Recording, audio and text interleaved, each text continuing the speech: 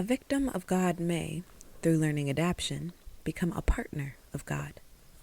A victim of God may, through forethought and planning, become a shaper of God. Or a victim of God may, through short-sightedness and fear, remain God's victim, God's plaything, God's prey.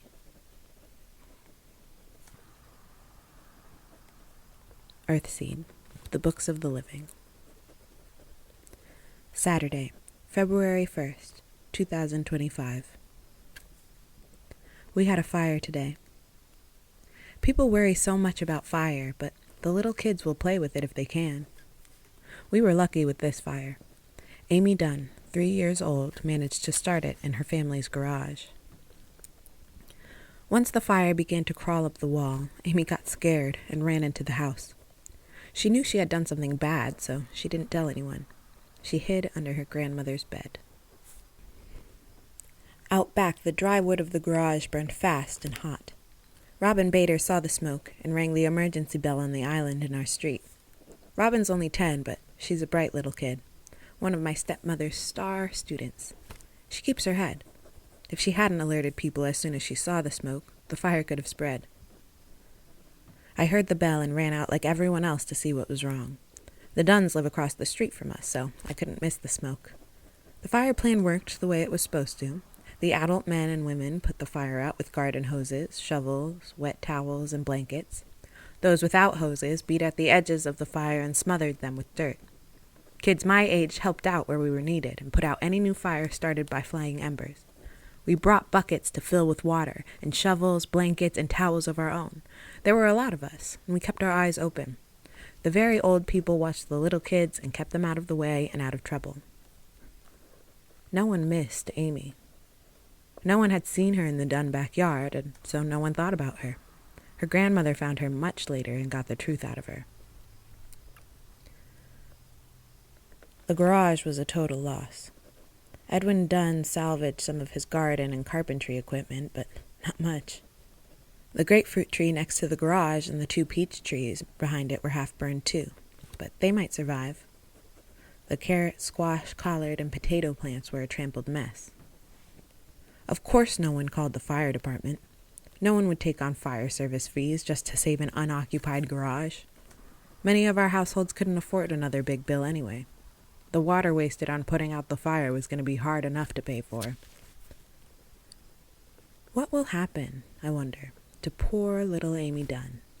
No one cares about her. Her family feeds her and now and then cleans her up, but they don't love her or even like her. Her mother, Tracy, is only a year older than I am.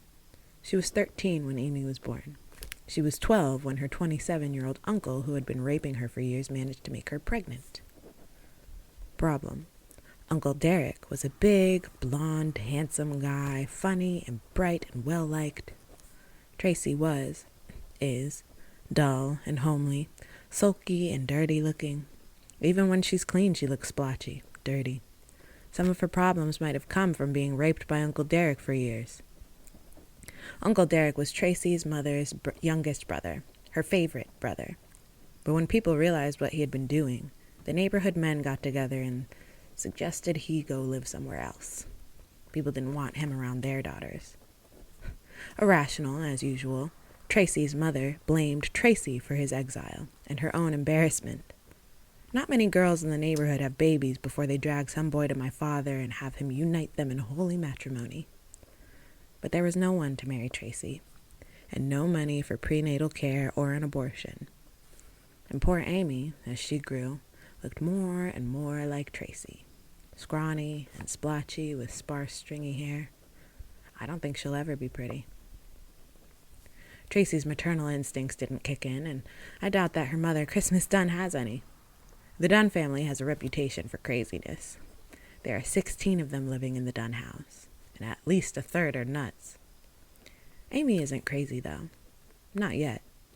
She's neglected and lonely, and like any little kid left on her own too much, she finds ways to amuse herself. I've never seen anyone hit Amy or curse her or anything like that. The Dunns do care what people think of them, but no one pays any attention to her either. She spends most of her time playing alone in the dirt. She also eats the dirt and whatever she finds in it, including bugs, but not long ago, just out of curiosity, I took her to our house, sponged her off, taught her the alphabet, and showed her how to write her name. She loved it. She's got a hungry, able little mind, and she loves attention. Tonight I asked Corey if Amy could start school early. Corey doesn't take kids until they're 5 or close to 5, but she said she'd let Amy in if I would take charge of her. I expected that, though I don't like it.